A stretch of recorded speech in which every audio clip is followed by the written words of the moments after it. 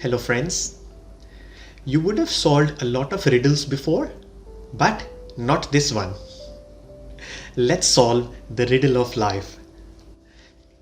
As you know that we are collecting some facts and then we find some clues and then connect those dots logically to solve our riddle. We are trying to find an answer for these three questions. What is life? What should we do? And why? In our last video, we found some clues from the new stream of science known as quantum mechanics and the secrets that it is disclosing. We also spoke about near-death experience. If you haven't seen the previous videos, please watch them first and then go in a sequence as we are trying to solve the riddle. The links for all the videos are in the description.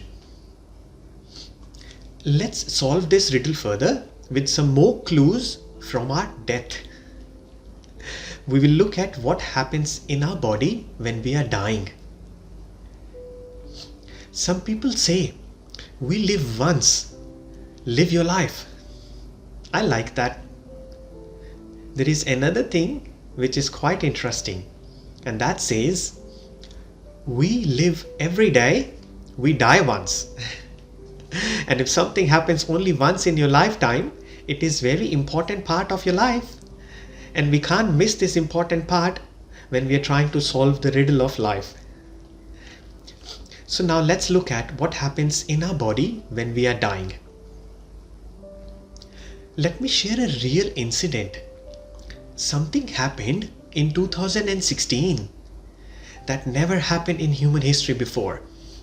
The doctors were doing an EEG scan. It's a brain scan. They were doing it on an 87-year-old Canadian. That person then had a fatal heart attack and died while they were doing the scan. So it kept recording the brain activity when that person died. This has never happened in history before. They noticed that the brain produced a lot of gamma waves, which is associated with our memory. And also, different parts of the brain were active at that time. The neuroscientist who analyzed the scans, they noticed that his brain had this activity 30 seconds before his heart stopped and continued till 30 seconds after stopping. This type of brain activity happens in a human brain when we are accessing our memories. And because his brain was active from different parts, very quickly they analyzed that he was accessing his not just recent memories but also deeper memories, as if he was going through his lifetime memories. Your life passes through your eyes in your last moments. Also, in our near-death experience, which we spoke about in our last video, people said they saw their whole life in a flash as a summary when they died. So there are proofs now. Let's note this fact down. We access our lifetime memories in our last moments. Another thing happens in our body when we die. Have you heard of DMT?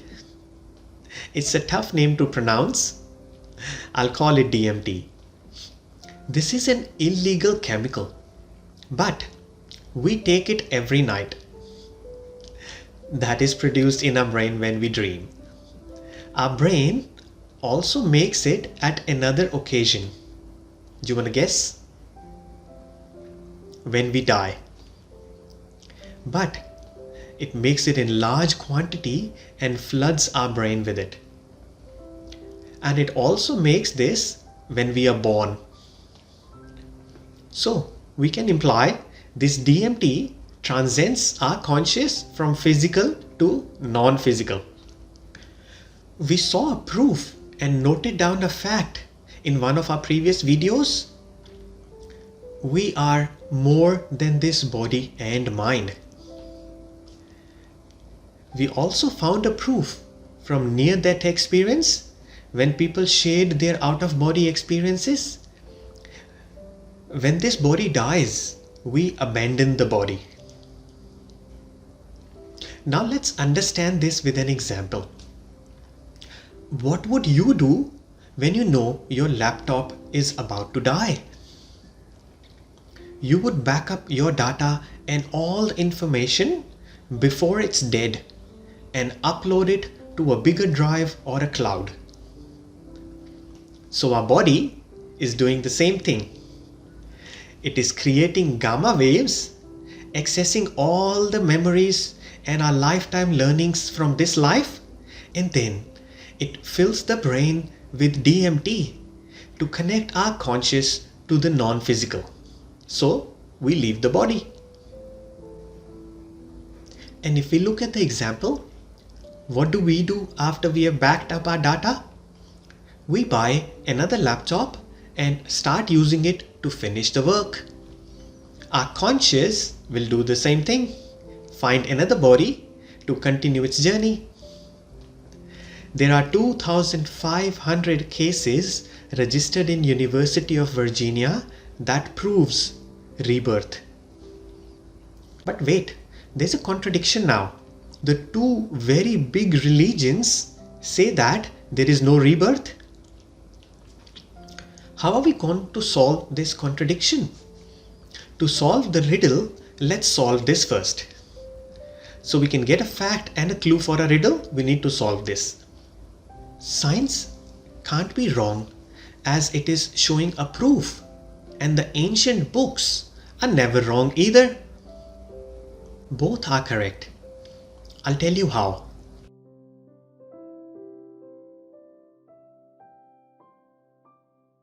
When you read the ancient scriptures, that says this is the only opportunity to do the right deed. You won't get another chance, and then there will be the judgment day. What do we interpret from this?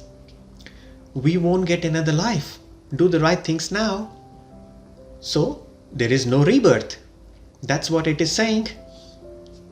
Then I came across some other scripture that spoke about this whole creation.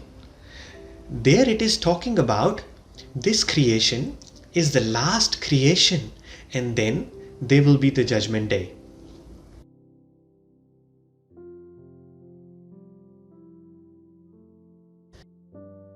This is the only opportunity to do the right deed. You won't get another chance, and then there will be the judgment day. Now I can understand. This whole world has been created and destroyed many times, and this is the final time, and the world like this is not going to be created again. The books are talking about this whole creation, not just our life in this body. Now we understand what the book was saying. If you challenge the belief and investigate yourself, it is not clearly written anywhere in any of those books that no rebirth is possible on this earth again and you won't get another body. It is written in a philosophical manner, and you have to understand what it is saying. You know, the things written in those books have a very deep philosophical meaning, and someone who did the translation years ago wrote what they think it means. There is a possibility they couldn't match the context, as there can always be another meaning of that verse. That's why you see in the same religion there are more than one streams. They started with the same first book written thousands of years ago, but later on got different versions and different understandings of the same book. So two streams are formed in the same religion. The translator and the interpreter can be very knowledgeable and smart, and also doing this with the right intentions. But they could have missed a different point of view. If we understand this one thing, there will be no inter-religion disagreements. I'll give you an advice. If you want to solve the riddle of life in your own life, read the scriptures. But choose the one with only the word-to-word translations, not the one with long explanations, as the context of the translator could be different from the original writer that was written thousands of years ago. And also refer to more than one resources that will improve your understanding of the truth. So, both are correct, science and the ancient knowledge. Let's note this one down. Rebirth happens. Now, let's get back to our clues and logic to solve this riddle. As I said, we will do an unbiased search and look at different things to find clues and then link those dots logically. That's what we are doing. We are almost there. We have worked so hard to collect the clues, and it's time to link those clues and solve the riddle now. Our next video will be the final video and will connect all the clues and facts that we have collected in our previous videos. Let's solve this riddle. I'll see you again. For the next video's notification, click on the bell icon and select all.